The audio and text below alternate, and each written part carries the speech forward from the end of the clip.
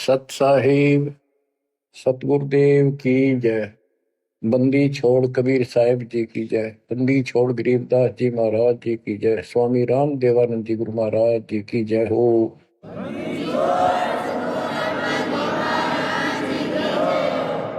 सर्व संतों की जय, सर्व भक्तों की जय, धर्मी पुरुषों की जय। श्री काशी धाम की जय, श्री सुडानी धाम की जय, श्री क्रोथा धाम की जय, श्री बरवाड़ा धाम की जय। सत साहिब परमपिता परमात्मा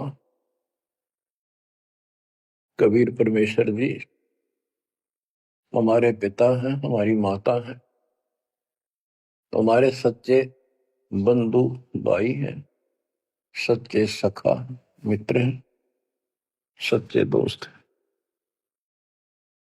ये हमारा धन है, ये हमारी पूंजी है।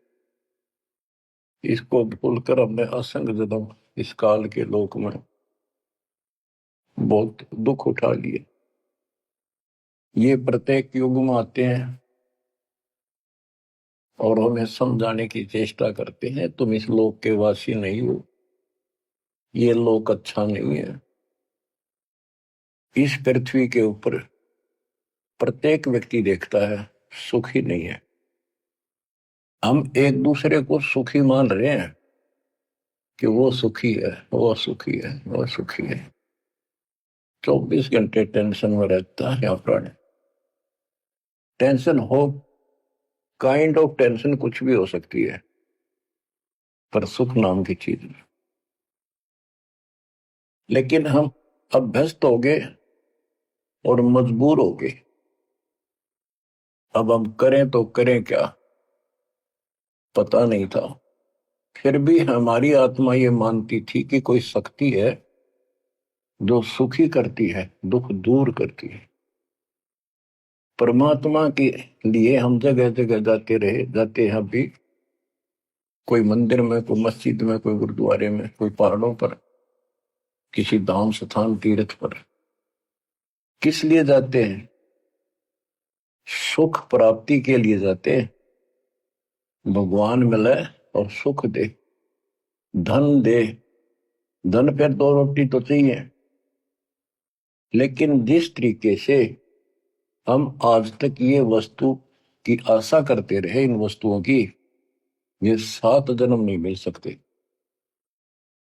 गीता अध्याय 18 श्लोक 62 में यही बताया है कि अर्जुन तू सर्वभाव से उस परमेश्वर की शरण में जा, उसकी कृपा से ही तू परम शांति को और सनातन परम धाम को प्राप्त होगा।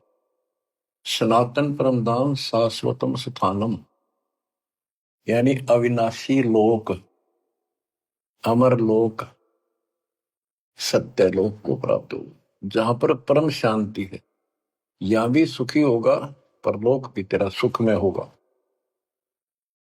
बच्चों, दुखाल्य बताइयो, गीता अध्याय 8 श्लोक 15 में स्पष्ट किया है कि इस दुखालय, दुख के घर, इस पृथ्वी लोक 21 ब्रह्मांड से निकलने के लिए पूर्ण संत की आवश्यकता पड़ती है। आपको कति क्लियर कर रखा है कि कबीर साहब के अतिरिक्त या उनकी प्यारी आत्मा संत जन जो उनसे रूबरू हुए, उनका साक्षात्कार जिन्होंने सतलोक में किया,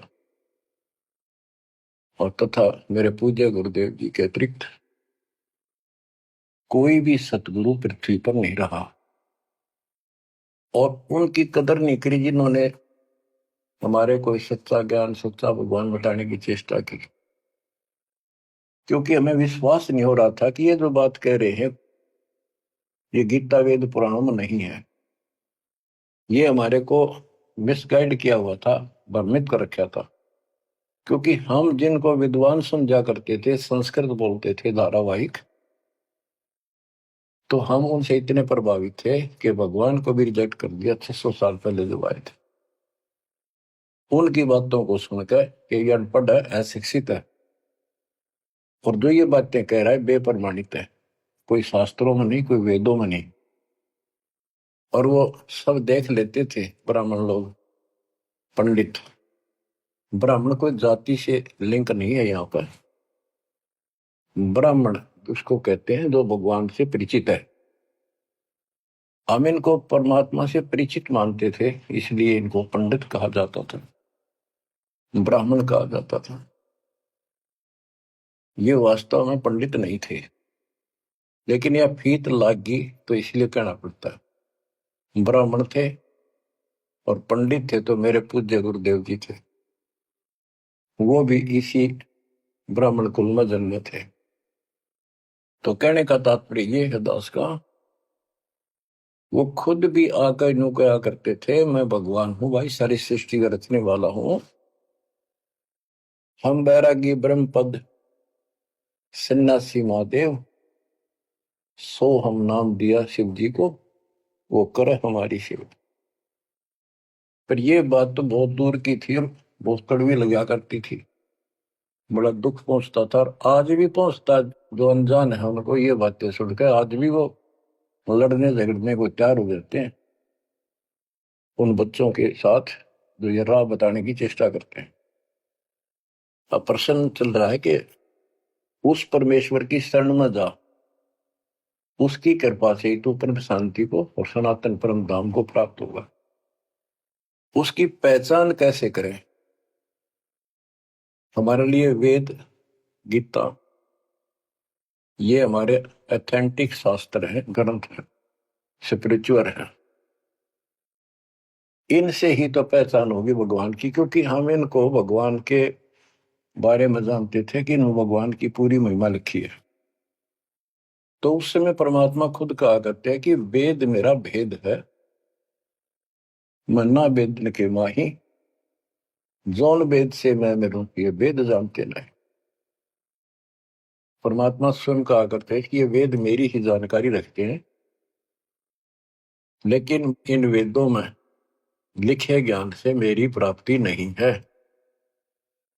परमात्मा के इस वाक्य के लिए आपको बहुत सारे प्रमाण दिए गए हैं। यजुर्वेद अध्याय 40 मंत्र 10 में कहा है कि कोई तो परमात्मा को साकार बताता है, जैसे राम कृष्ण के रूप में अवतार धारता है, यानी जन्म लेता है। कोई कहता वो जन्म नहीं लेता, अजायत है, निराकार है, पृथ्वी पर नहीं आता।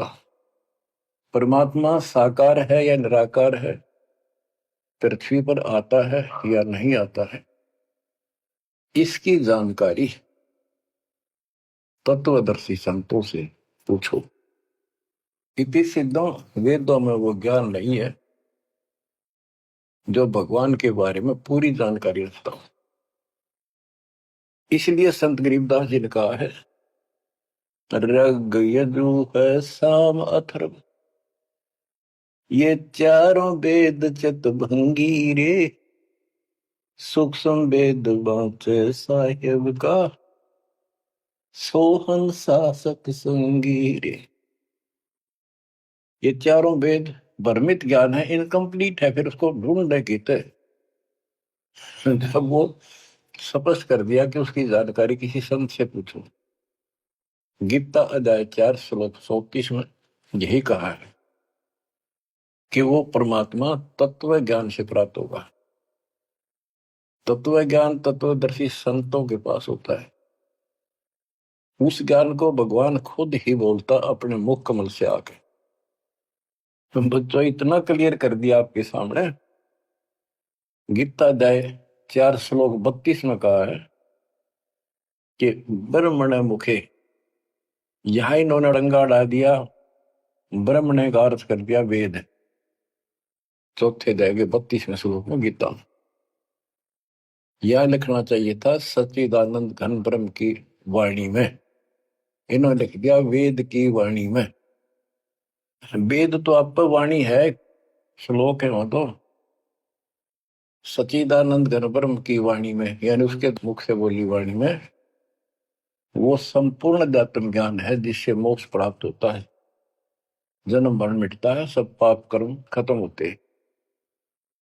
चौथे अध्याय के 34वें श्लोक में कहा कि उस तत्व ज्ञान को तत्वदर्शी संतों से पूछ। उनको दंडवत प्रणाम करने से, कपट छोड़कर सरलतापूर्वक प्रसन्न करने से वो तत्वदर्शी संत तुझे परमात्म तत्व का ज्ञान कराएंगे। तो बच्चों, इससे सिद्ध होगा कि गीता के अंदर संपूर्ण आत्म ज्ञान नहीं है। उस परमात्म तत्व 18वें अध्याय के 62वें श्लोक में जिस परमेश्वर की शरण में जाने को कहा है, उसकी जानकारी गीता में नहीं है। उसकी प्राप्ति कैसे हुई, ये तो जानकारी है कि गीता ज्ञान दाता से अन्य कोई पूर्ण परमात्मा है, परमाक्षर ब्रह्म है। अब जैसे यही कुरान के अंदर है, सूरत फुरकानी 25 आयत 52 से 59 में स्पेशल नाम कबीर भी लिखा है कि कबीर है वो जिसका नाम कबीर है, उसने सारी सृष्टि रची, सब्रमंडों की उत्पत्ति की, 7वें दिन तख्त पर जा बैठा, 6 दिन में सृष्टि रच गए। वो कबीर परमात्मा है, वो पाप नाशक है, वो सबका पालन करता है, सबका जन्म दाता है, उत्पत्ति करता है। उसकी खबर किसी बाखबर से पूछ देखो।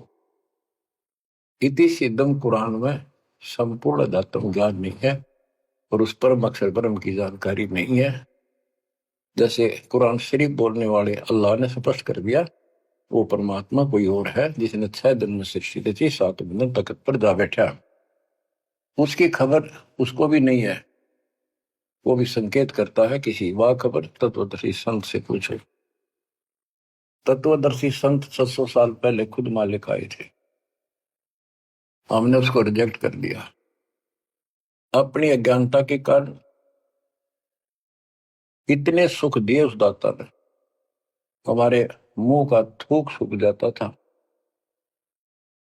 अपने घर पर हुए सुखों को दूसरे को बताते बताते, और सुनने वाले को एक पर भी विश्वास नहीं होता था, क्योंकि वो काम ऐसे थे जो उनके कदे नहीं सरे, जो श्रोता थे भगत से सुनते थे। दूसरे कबीर साहब दानक तुलाहा शूद्र जाति 600 साल पहले जाति पाति छुआछूत चरम पर थी, तो यह सारी समस्या ऐसे अड़ी रही। बच्चों, अब कति सुलझ गया, स्पष्ट हो चुका है। कबीर 9 मन सूत उलझिया ऋषि रहे जखमार, और सतगुरु ऐसा सुलझा दे उलझे न दूसरी बार। तो अब ये सुलझ तो ऐसा गया है, इस कलयुग में तो उलझ जाएगा नहीं। और फिर साथ में ये ऐसे प्रत्यक्ष ऐसे इंस्ट्रूमेंट उपकरण चल गए, हाथों हाथ देख लो इसमें स्पष्ट वीडियो के अंदर। अब कमी रहेगी तो आपकी और हमारी रहेगी, क्योंकि हम आदी हो गए इस गंदे लोक में इन दुखों को सुख मान रहे हैं। गर्मी यहां सतावे, सर्दी दुखी यहां करे, बारिश ज्यादा हो जा, फ्लड आ जा, घर छोड़ कर भाग जा, कीड़े मकोड़े की तरह पता नहीं कहां बैठना होगा। आज सब कुछ ठीक लग रहा है, सेकंड के अंदर पता नहीं क्या बिजली गिर जाए। तो बच्चों, उस परमात्मा की पहचान करनी बड़ी कठिन है, और आपको पहचान कति स्पष्ट शब्दों में हो चुकी है। आज आपको उस परम पिता के कलयुग में प्रकट होने के विषय में जानकारी शुरुआत करता हूं। गरीब ना सतगुरु जननी जने, उनका मान बाप, पिंड ब्रह्मंड से रहित है, ना जाति नो ताप। सतयुग में सत सुकृत का तेरा, त्रेता नाम मुनींद्र मेरा। द्वापर में करुणा में कहाया, कलयुग नाम कबीर धराया। चारों युग में संत पुकारे, कूक कहा हम हेल रे। हीरे मोती मानक वर्षे, यो जग चुगता ढेल रे। बच्चों, हम रोटी वही खाते हैं डेली, वही भोजन होता है, सब्जी का फेर बदल थोड़ा बहुत हो जाता है। सही भूख लगे ना, रोटी सब्जी की जरूरत को ना